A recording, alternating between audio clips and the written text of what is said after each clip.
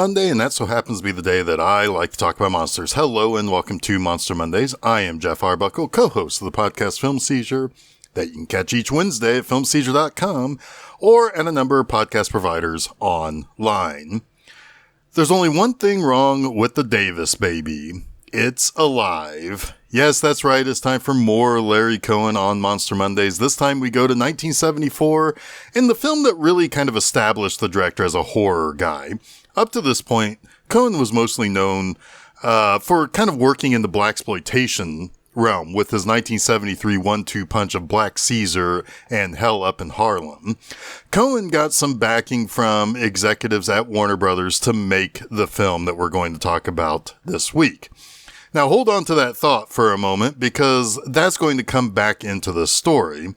But once he was ready to start making It's Alive, Cohen got in contact with special effects makeup maestro Rick Baker to design the creature of the film. And what was that creature? Well, it's a baby. And this is kind of working off a little bit of that Rosemary's Baby juice, where a couple soon learns that the baby they just welcomed into the world is not exactly human. And that's kind of the focus of the advertising that I opened this episode with. It preys upon the idea of a mother protecting the child that she gave birth to.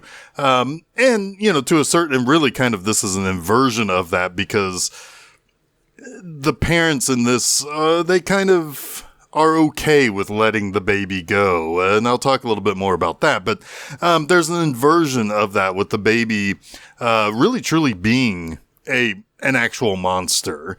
Or at least that's how it's described. It's really kind of more of a mutant than anything else. And we'll talk a little bit more about that later as well. But back to the story about Rick Baker coming on board. Baker was at the home of Dick Smith while Smith was working on 1973's The Exorcist. And that's where Cohen pitched Baker the idea for the monster baby that dealt with the idea of building a monster baby suit that could be worn by a cat or a chicken.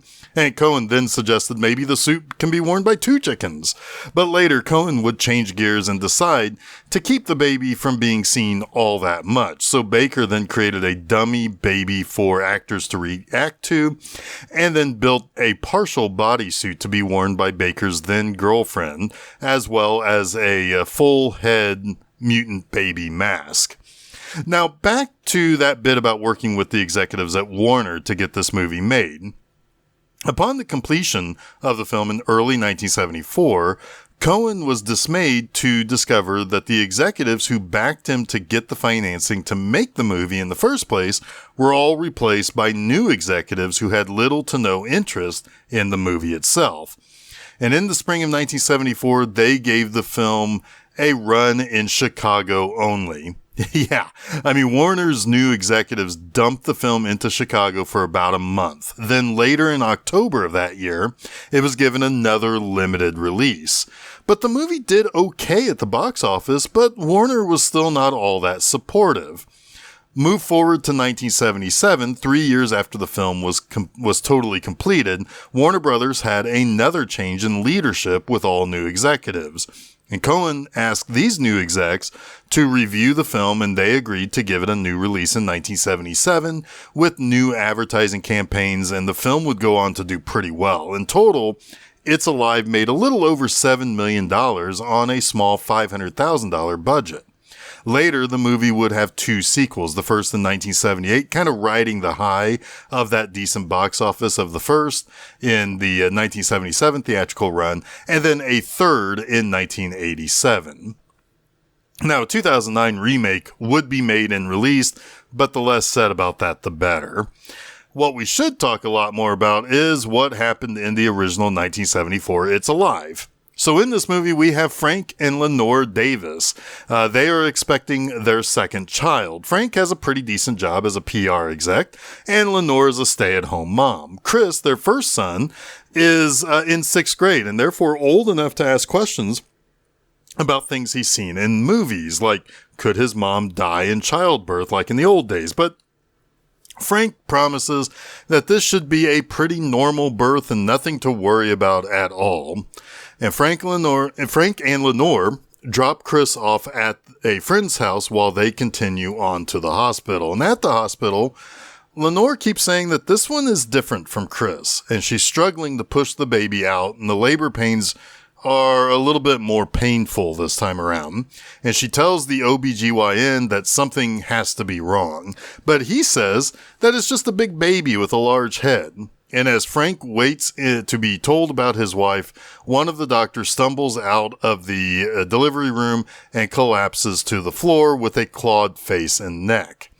The other doctors in the delivery room are all bloodied and dead, while Lenore screams, asking where her baby is and what does it look like.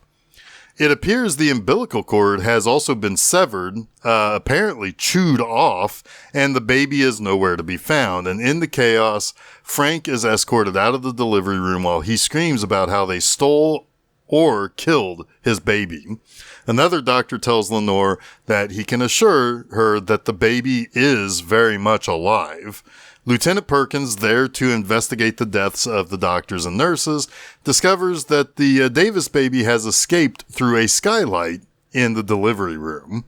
Now, doctors try to figure out what caused the child, and what created the child that Lenore gave birth to. Had either Frank or Lenore been exposed to some sort of radioactive material? Why did they inquire about an abortion 8 months ago?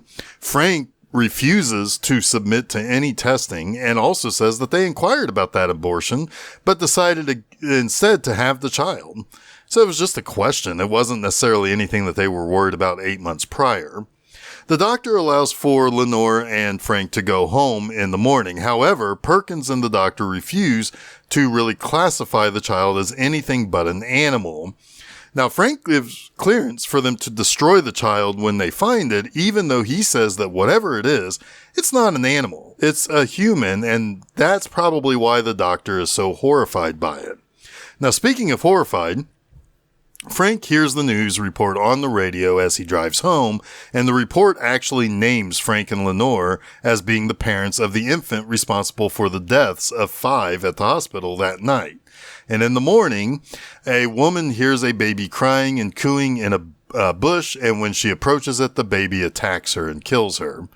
Later that same morning, Frank is subsequently fired from his job as the press is attracted to the Davises over these killings, and that's not something the PR firm is willing to really have happen. They can't PR their way out of this. But after Frank and Lenore come home, he tells Chris that he can't come home quite yet because, as he puts it, the baby is sick, and he needs to stay with the neighbor friend that has been watching him.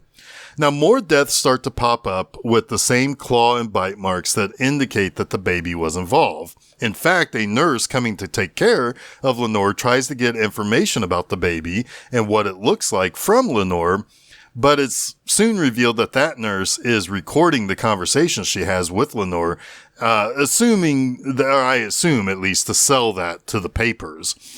Frank says that they really can't trust anyone right now. And eventually Frank does want, what amounts to signing away the body of the baby once it's found and killed so that it can be studied by the university to figure out how this mutation happened. Now, granted, I think the pharmaceutical company and the university that's going to do the study is offering a pretty decent paycheck for it too.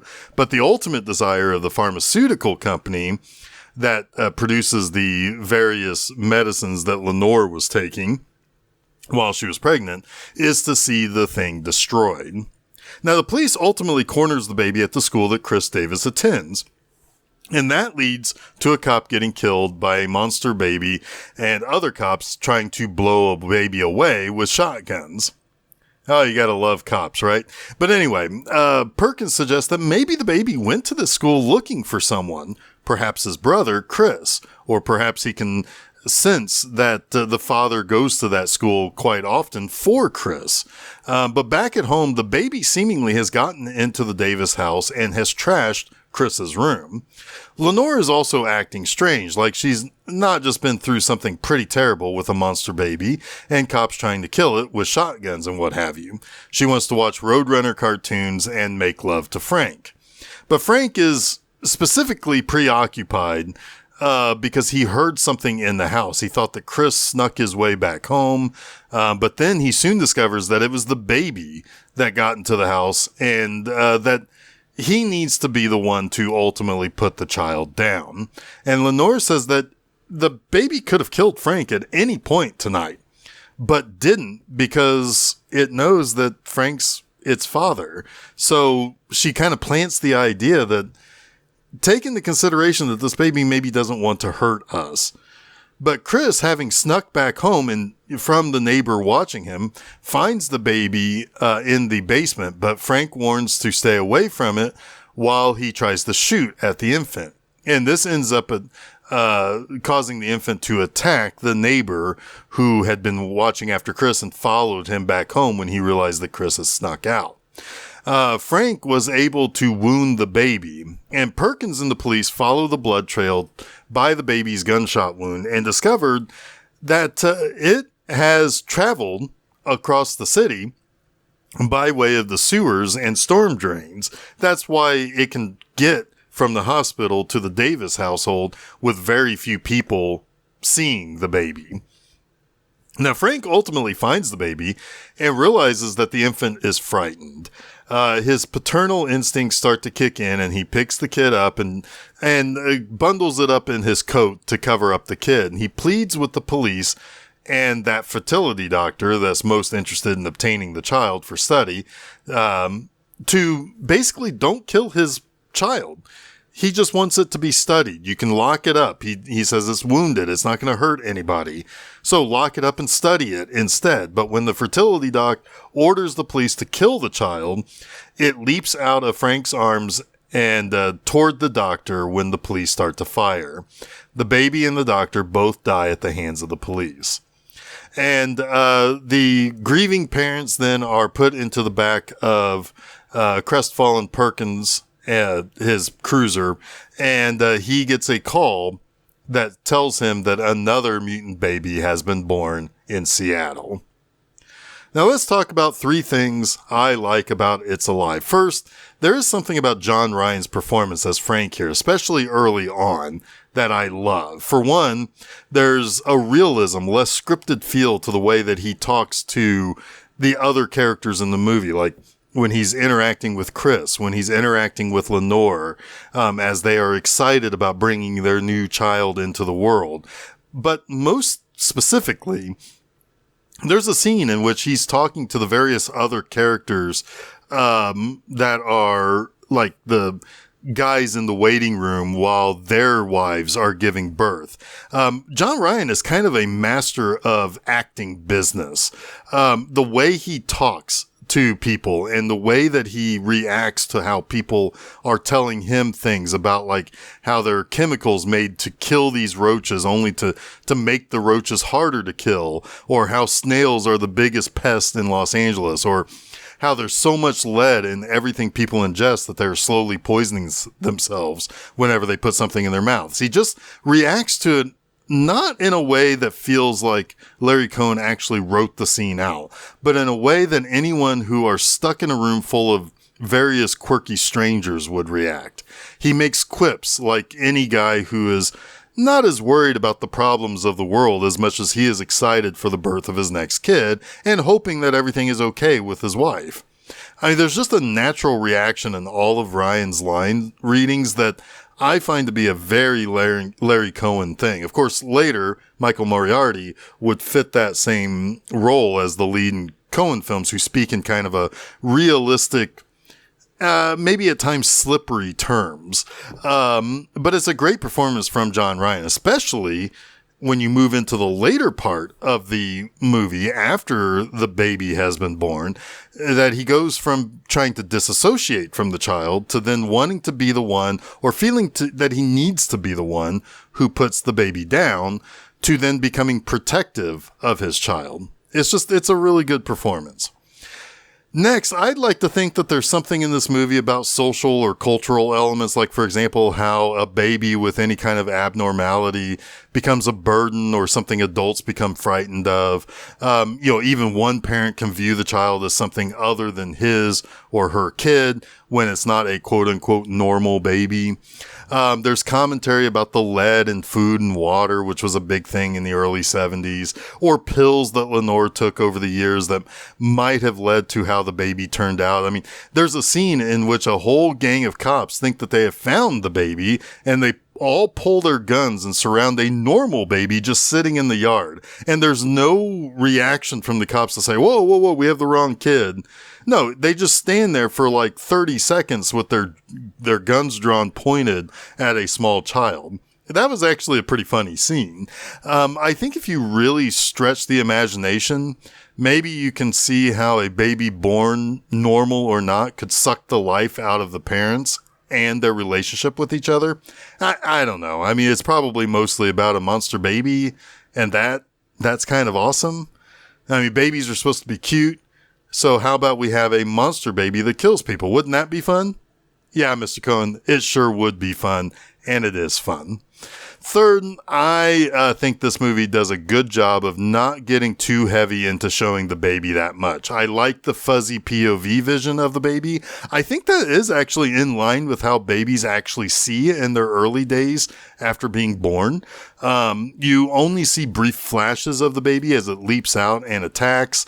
You can see the baby has claws and sharp teeth and a bulbous head, but we're spared the actual full look of the kid for a long time, and that's a pretty smart move. If you show the kid too much, it could be less shocking when it leaps out and attacks. You could also run the risk of it becoming more of a joke than anything else.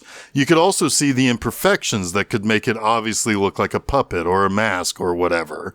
Plus, sparing that makes you want to see the kid, so you can get that payoff a little bit later when you can at least see its face more easily and the clawed hands as it's trying to hide itself when it's scared in the storm sewers. Now, I really do like that when you get the best look at the kid, it's scared and it's not attacking someone. You almost are left to feel sorry for the poor kid that you've only ever seen as an antagonist up to this point. Is killing everything else. But maybe he's doing that because it's scared and not able to understand what it actually is. So I think that it does a really good job of how it decides to show and use the baby and that prop that Rick Baker created in this movie. All right, that wraps up this week's Monster Mondays. You can catch new episodes of Monster Mondays each Monday afternoon at filmseizure.com, but don't forget to follow Film Seizure at Facebook, Threads, Instagram, and Blue Sky. You can also subscribe to Film Seizure to get both the Wednesday morning Film Seizure podcast and the Monday afternoon Monster Monday show at your favorite podcast providers. We also upload the stuff to YouTube. You can also check out my website, bmovieenema.com, to read new reviews every Friday morning. Next time, we dive into the waters for one of the many films in the second half of the 70s that dealt with killer creatures of the fishy variety with Barracuda. Until next week, stay spooky.